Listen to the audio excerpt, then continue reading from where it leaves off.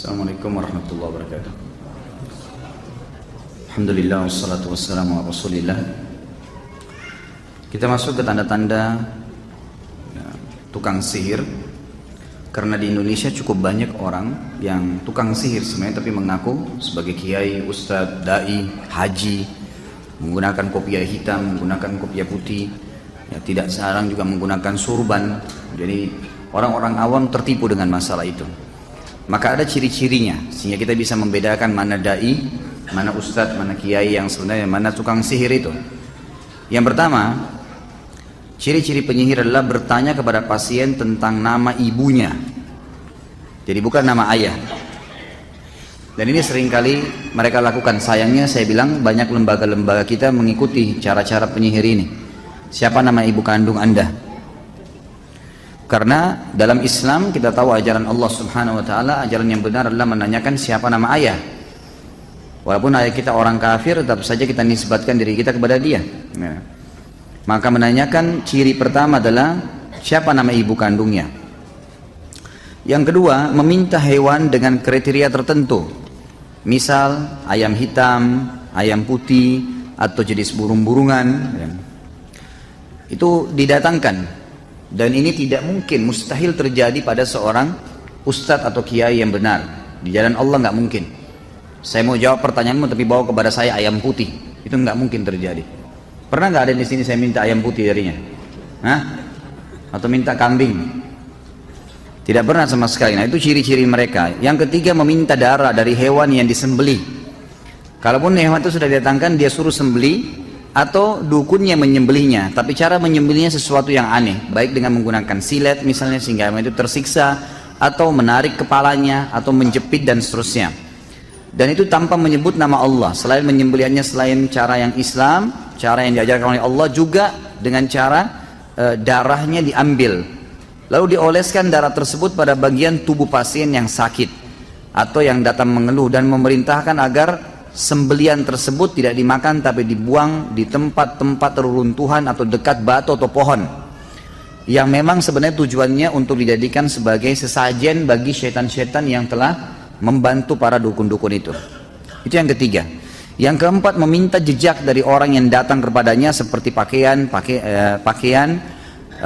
dalam, sisir, kuku, rambut, atau foto. Dan tentu di buku ini ada gambar ya, contoh rambut yang diikal-ikalkan. Mungkin karena kecil tidak kelihatan, tapi yang jelas kalau antum memiliki buku ini akan kelihatan ya. Mungkin Pak Diarto bisa dekatkan kameranya biar jelas gitu ya. Jadi bisa tahu bahwasanya memang seperti ini ya. Tujuannya dia minta jejak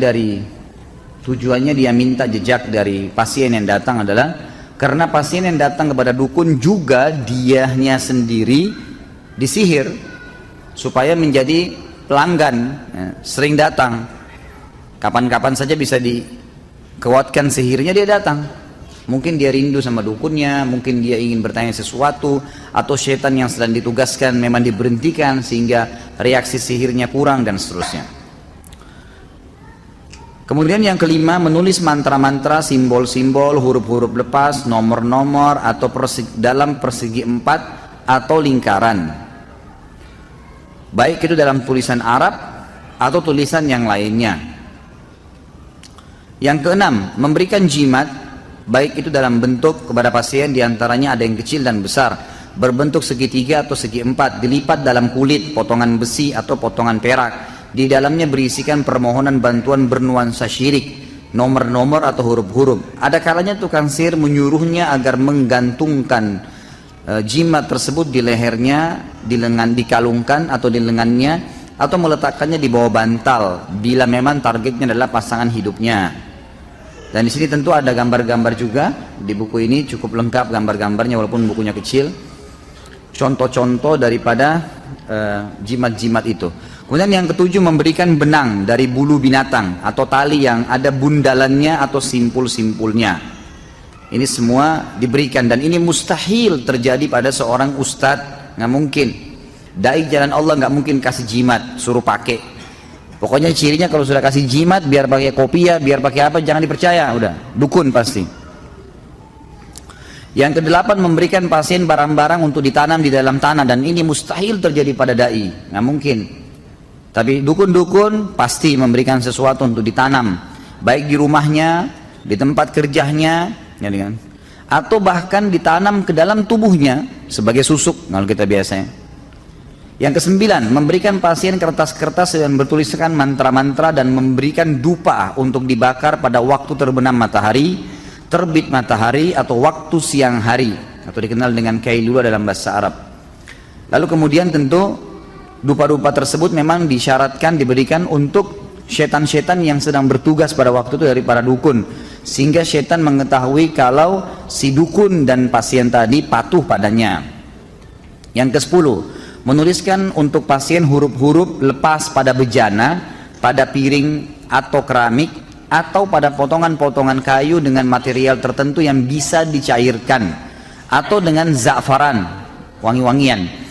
Lalu ia memerintahkan orang yang datang kepadanya agar mencairkan dan meminumnya. Jadi nanti dicairkan di depannya dukun, lalu dia mantra-mantrain, lalu kemudian disuruh ya meminumnya, dicairkan lalu diminum. Seringkali dukun juga meminta, maaf bahasanya, ya, darah haid dari wanita yang kemudian dari wanita yang dijadikan target oleh laki-laki tersebut, lalu kemudian disuruh laki-laki tersebut meminumnya. Yang ke-11, memberikan kepada orang yang datang kepadanya, baik orang yang sakit maupun selainnya, sebotol air yang di dalamnya ditaruh sebagian kertas yang bertuliskan mantra-mantra dan permohonan bantuan kepada syaitan, lalu memerintahkannya agar mandi dengannya di tempat yang tidak terurus lagi hancur, atau pekuburan yang sudah ditelantarkan. Tentu di sini ada semua gambar-gambarnya ya. Di buku ini semua lengkap, dikasih gambar, contoh-contoh gambarnya ada. Kemudian yang ke-12, seringkali di rumah dukun ditaruh tanah, pasir, kemudian di sekitar pasir itu dibuat lingkaran dari karet, dan pasir itu sudah dijadikan sebagai kesepakatan antara dukun itu dengan setan-setannya. Jadi disitulah seperti tempat ya, yang syarat dikasih oleh syaitan untuk bisa pasien tersebut terkena apa yang ditargetkan. Maka pasien pun menginjak ya, pasir itu dan masuk ke dalam lingkaran tadi. Yang ke-13, membaca cangkir, menghidangkan minuman, kopi, teh, sirup ya, kepada pasien yang sebenarnya sudah dimantrain. Atau kadang makanan sebagai syarat, baik itu ketan, gandum, apa saja ya, yang memang diberikan untuk dimakan, dikonsumsi oleh pasien tersebut yang sebelumnya sudah dimantrain. Maka pada saat tersisa kopi tersebut lalu dituang di cangkir, di piring, di anak piringnya, lalu kemudian diterkalah atau ditebaklah apa yang sedang menjadi jalan keluar dari masalah pasien tadi. Dan ini semua dusta ya, ini semua dusta hanya untuk menipu. Yang ke-14, membaca telapak tangan, garis-garis wajah ya. Ini semua ciri-ciri dukun. Nggak ada ustadz yang bilang sini saya lihat wajah kamu, sini ya, sini telapak tangan kamu, sini saya lihat kuping kamu. Itu semua tidak benar. Yang ke-15, dukun menaruh kerikil, rumah kerang, biji kurma atau biji gandum di atas kulit binatang buas atau di atas sepotong kain yang khusus ditenun untuk praktek itu. Tentu di sini juga ada foto-foto, ada 6 foto yang beliau taruh di sini, ya, diangkat. Yang ke-16, menuangkan timah yang sudah dicairkan di sebuah wadah. Jadi timah dicairkan di sebuah wadah, sengaja dicairkan lalu kemudian diletakkan di depan pasien tersebut lalu dimantra-mantrain. Ke-17, memberikan cincin yang diukir dengan sebagian simbol dan mantra dengan bahasa cincin sudah diisi atau diberikan sesuatu. Ini paling banyak di Indonesia nih, ya. Jadi jangan aneh-aneh, pakai cincin yang biasa saja gitu. Yang ke-18, menampakkan simbol pengobatan untuk menipu orang awam dan orang-orang bodoh, seperti obat-obat dokter, bacaan-bacaan yang disyariatkan. Coba amalkan misalnya ayat kursi 100 kali, coba minum obat ini dan obat itu, tapi ternyata di sisi lainnya semuanya dikemas dengan sihir. Karena ayat Al-Quran bila ditambah satu huruf atau dikeluarkan satu huruf atau ditambah bahasa daerah atau nama seseorang, sudah berubah fungsi dari Al-Quran menjadi alat sihir. Jadi misal orang baca ayat tertentu kemudian dipotong tengah-tengah lalu dimasukkan bahasa daerah atau nama orang, atau dikurangi satu huruf ditambah satu huruf, maka cukup untuk menjadi alat sihir. Ke-19, menyuruhnya agar menggantungkan kharaza. Kharaza ini manik-manik biasanya berwarna biru, atau wada'ah, rumah kerang di leher hewan tunggangan atau kendaraan atau di dalam rumahnya. Jadi ini biasanya dibuat dengan ukiran-ukiran tertentu ya. Ke-21, tukang sihir menulis ya, Al-Quran, kemudian ditetesi darah haid untuk merendahkan Al-Quran. Menulis sebagian ungkapan-ungkapan syirik, simbol-simbol, permohonan batuan dan tulisan-tulisan yang keji atas Allah Subhanahu wa Ta'ala. Jadi biasanya ada ayat Al-Quran digunting oleh dukunnya, lalu dicelupin di darah haid, lalu dibilang dibungkus dengan kertas, ini simpan untuk menghina, seperti itulah. Kadang-kadang Al-Quran dibagi dua, dipotong, lalu ditaruh. Pernah kebongkar di Saudi itu, saya lihat cuplikannya, sampai Al-Quran dimasukin ke WC. Akhirnya ditangkap oleh kelompok Hizbah, ya, kelompok Hayy Amil Ma'ruf Nahi Mungkar, lalu dikeluarkan Al-Quran tersebut, lalu dicuci dengan bersih, lalu dituangin dengan minyak wangi oleh Hayy, lalu sihirnya dipenggal lehernya. 22, tukang sihir atau dukun memberikan kepada orang yang datang kembali kepadanya benda-benda aneh, seperti telur yang bertuliskan mantra atau tulisan Arab, atau gembok yang dilipat dengan kulit dan mantra. Ini semua mustahil ada pada seorang dai atau ustadz, nggak mungkin. 23, menyuruhnya agar membawa kulit serigala atau giginya, atau mengikatkan benang-benang hitam pada mobilnya. Semua itu termasuk ketergantungan kepada selain Allah. Seperti di sini ada gambar juga mobil truk, biasanya di spionnya besar supaya selamat dikasih kain hitam, gitu kan? Jadi ada gambar-gambar dikasih. 24, meminta benda-benda aneh yang sulit untuk dipenuhi jika pasien tidak mampu mendatangkannya karena si dukun mau menipunya, mau mengambil uang darinya. Maka tukang sihir meminta sejumlah uang besar darinya seraya mengatakan, aku akan mendatangkannya untukmu dari Raja Jin.